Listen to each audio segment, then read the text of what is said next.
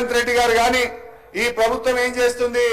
మేమేదైనా ప్రశ్నిస్తే మమ్మల్ని దబాయించుడు, ఎంక్వైరీల పేరు మీద అక్రమ కేసులు పెట్టుడు, ఇదే కదా మీరు చేసేది. ఇవాళ మా కేటీఆర్ గారి మీద అన్యాయంగా రాష్ట్రం కోసం ఆయన పనిచేస్తే, రాష్ట్ర ఇమేజ్ ను పెంచే ప్రయత్నం చేస్తే కేటీఆర్ గారి మీద కేసు పెడుతున్నారు. మహేశ్వర్ రెడ్డి గారు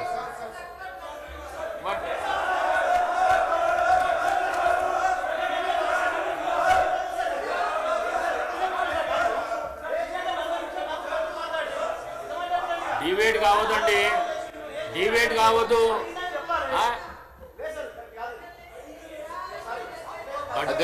బడ్జెట్ మీద చర్చ నడుస్తున్నది, కేటీఆర్ గురించి చర్చ నడుస్తున్నా.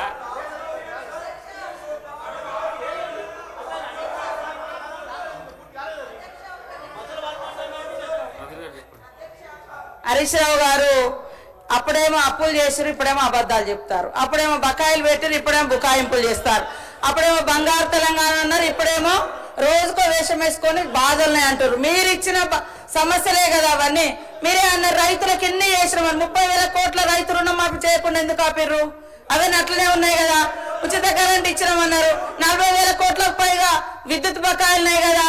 లాస్ట్ కు మీరు ring road, outer ring road 30 సంవత్సరాలు తాకట్టే కాకుండా 1 ఇయర్ బిఫోర్ కూడా మద్యం టెండర్లు వేసుకొని వచ్చిన ఆదాయం కూడా మీరే తీసుకున్నారు.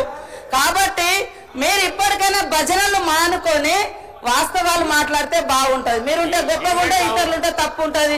ఇది కరెక్ట్ కాదు అధ్యక్ష. పెద్దలు గౌరవనీయులు హరీష్ రావు గారు ఉన్నది ఉన్నట్టుగా మాట్లాడితే బాగుంటది. హరీష్ రావు గారు సబ్జెక్ట్ మాట్లాడండి, డిబేట్ సబ్జెక్ట్ మాట్లాడండి. లేదు అధ్యక్ష, ఇప్పుడు నేను సభలో వాస్తవాలు చెప్పే ప్రయత్నం చేస్తుంటే డీవియేషను, డిస్ట్రాక్షను, డైవర్షన్ చేసే ప్రయత్నం చేస్తున్నారు. ఇది కరెక్ట్ కాదు. ఇప్పుడు ఎంతమంది డైవర్షన్ చేసిండ్రో మీరు చూస్తున్నారు అధ్యక్ష. ఇప్పుడు ఇదే రేవంత్ రెడ్డి గారు ఇప్పుడు లేచి మాట్లాడుతున్నారు అధ్యక్ష. ఆ రోజు తెలుగుదేశం పార్టీలో చంద్రబాబు నాయుడుతో ఉన్నప్పుడు ఇదే జలయజ్ఞాన్ని ధనయజ్ఞం అని మాట్లాడినటువంటి రేవంత్ రెడ్డి గారు ఇలా మాట మార్చి ఆ జలయజ్ఞం అని చెప్పి మాట్లాడబట్టి అదే ఓఆర్ఆర్ ను అష్టవంకర ఉంది అని ఇదే రేవంత్ రెడ్డి గారు విమర్శలు చేసి ఇవాళ రేవంత్ రెడ్డి గారు ఓఆర్ఆర్ గురించో జలయజ్ఞం గురించి మాట్లాడే హక్కు ఉంటుందా? నాకు తెలుగుదేశంలో ఉంటేనేమో ధనయజ్ఞం అంటివి, అష్టవంకర అంటివి, ఇవాళనేమో మాట మార్చి మాట్లాడబట్టివి. ఇక అధ్యక్ష ఒక్క నిమిషం అక్క ప్లీజ్. హరీష్ రావు గారు ఒక్క నిమిషం.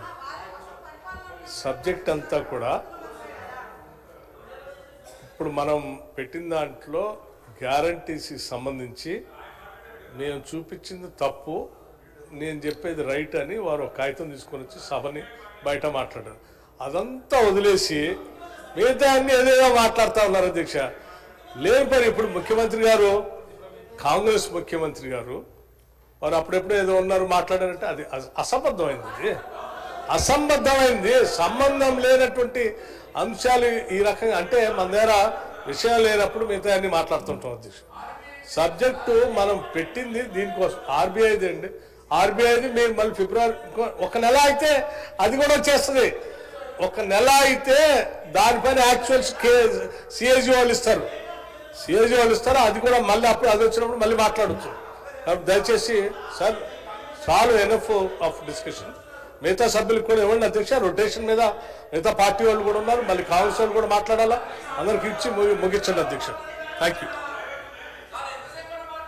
5 minutes లో కంప్లీట్ చేయండి ప్లీజ్ సార్. 5 minutes. నేను సబ్జెక్ట్ మీదనే మాట్లాడుతున్నా కదా అధ్యక్ష. ఏం చెప్పే ప్రయత్నం చేసిన ఇప్పటిదాకా? కాంగ్రెస్ ప్రభుత్వం ఆనాడు వారసత్వంగా ఇచ్చిన 72,000 కోట్లు మా ఖాతాలో కలిపినరు, 11,000 కోట్లు కార్పొరేషన్ అప్పు మా ఖాతాలో కలిపినరు. అదే విధంగా రాష్ట్ర ప్రభుత్వ ఖజానా మీద భారం లేనిది, రాష్ట్ర ప్రభుత్వం గ్యారంటీ ఇవ్వనటువంటి అప్పులు మా ఖాతాలో 1,54,000 కోట్లు కలిపినరు. అన్ని తీసేస్తే బీఆర్ఎస్ హయాంలో కరోనా సహా, ఉదయ్ సహా గ్రాంట్ రూపంలో రావాల్సింది కేంద్ర ప్రభుత్వం బలవంతంగా రిద్దిన అన్ని కలిపితే కూడా బీఆర్ఎస్ హయాంలో చేసిన అప్పు 4,17,000 కోట్లని మళ్ళీ మీ వైట్ పేపర్ ఆధారంగానే చెప్పాను. అదే విధంగా నేనేం చెప్పినా, మీరు ఏడాది కాలంలోనే 1,27,000 కోట్ల అప్పు చేశారు అని మీ కాయిదాల ఆధారంగానే చెప్పాను. అదే విధంగా వాస్తవాలు మాట్లాడితే మా గొంతు నొక్కడానికి ఇవాళ ఈ కార్ రేసింగ్ మీద రెడ్డి గారు